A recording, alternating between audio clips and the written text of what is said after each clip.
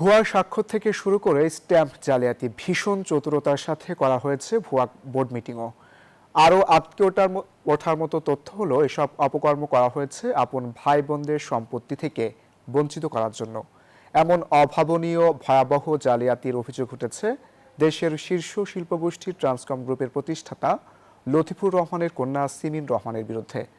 নানা রকম জালিয়াতি আর প্রতারণার মাধ্যমে শেয়ার আত্মসাতের ঘটনায় এরই মধ্যে আদালতে চার্জশিট দাখিল করেছে police bureau of investigation PBI.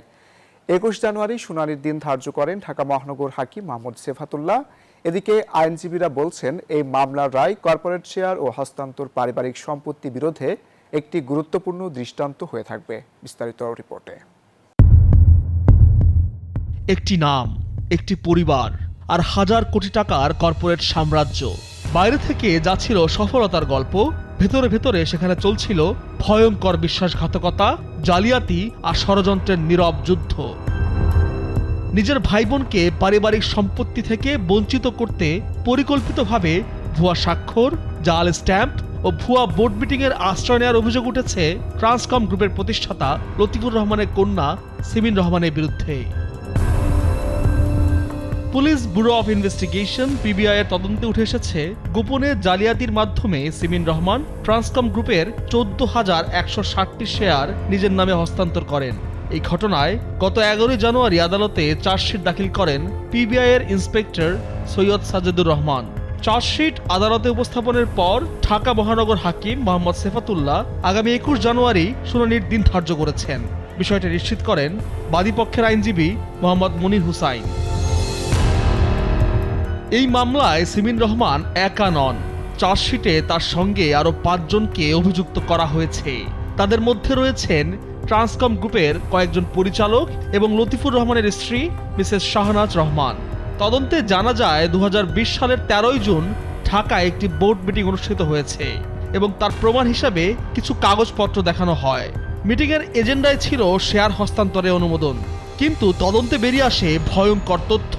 যে বোর্ড মিটিং দেখানো হয়েছে বাস্তবে সে ধরনের কোনো মিটিংই অনুষ্ঠিত হয়নি বলে দাবি বাদীপক্ষের। হাজিরা শিটে যাদের স্বাক্ষর দেখানো হয়েছে তাদের কেউ কেউ ওই দিন ঢাকায় ছিলেন না। এমনকি হাজিরা তালিকায় লতিফুর রহমানকে ছুটিতে দেখানো হলেও তার শেয়ার হস্তান্তরের অনুমোদন সেখানে যুক্ত করা হয়। এই ভুয়া বোর্ড মিটিংয়ের কাগজ দেখিয়েই লতিফুর রহমানের মালিকানাধীন ২৩,৬০০ শেয়ারের বড় অংশ ১৪,১৬০টি শেয়ার নিজের নামে নিয়ে নেন সিমিন রহমান। বাকি শেয়ারের ভাগ দেখানো হয় ভাই ও বোনের নামে, কিন্তু তদন্তে কোম্পানির কাছে ওই দিনের বোর্ড মিটিংয়ের কোনো নোটিশ, ইমেইল বা রেজুলেশনের কাগজ পাওয়া যায়নি। এমনকি আদালতের নির্দেশে ওইসব নথি হাজির করতে ব্যর্থ হয় আসামি পক্ষ। জালিয়াতির শেষ এখানেই নয়। শেয়ার হস্তান্তরের নামে যৌথ মূলধনী কোম্পানি ও ফার্মসমূহের পরিদপ্তর RJSC-তেও করা হয় একের পর এক অনিয়ম। শেয়ার হস্তান্তরের সময় নিয়ম অনুযায়ী উভয় পক্ষের সশরীরে উপস্থিত থেকে স্বাক্ষর করার বাধ্যবাধকতা থাকলেও শেয়ারের দাতা ও গ্রহীতা কেউই সেদিন উপস্থিত ছিলেন না। শুধু উপস্থিত ছিলেন আসামি পক্ষের আইনজীবী, যা ১৯৯৪ সালের কোম্পানি আইনের ৩৮ ধারার সরাসরি লঙ্ঘন। শুধু তাই নয়, পিবিআই এর তদন্তে উঠে আসে আরও ভয়াবহ তথ্য। তদন্তে জানা যায় ভাই বোনের স্ক্যান করা স্বাক্ষর ব্যবহার করে দুটি ভুয়া নন জুডিশিয়াল স্ট্যাম্প এফিডেভিট তৈরি করা হয়। ঢাকা জেলা প্রশাসক ও ডাক বিভাগের প্রতিবেদনে বলা হয় ওই স্ট্যাম্পগুলো ২০২৩ সালে তৈরি হলেও সেগুলো ২০২০ সালের তারিখ দেখিয়ে ব্যবহার করা হয়েছে। এমনকি যে স্ট্যাম্প ভেন্ডরের নাম দেখানো হয়েছে তার লাইসেন্স ২০২০ সালেই বাতিল ছিল। এই জালিয়াতির চিত্র সামনে আসে পরিবারেরই আরেক সদস্যের অভিযোগে। ২০২৪ সালের ২২ ফেব্রুয়ারি লতিফুর রহমানের কন্যা সাজরে হক গুলশান থানায় মামলা করেন। সেই মামলাতেই একে একে উন্মোচিত হয় পারিবারিক বিশ্বাসঘাতকতার এক ভয়াবহ অধ্যায়।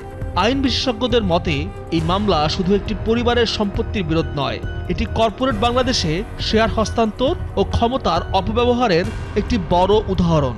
এখন আদালতের রায় বলবে এই জালিয়াতির শেষ পরিণতি কোথায় গিয়ে দাঁড়ায়। Desk report, news 24।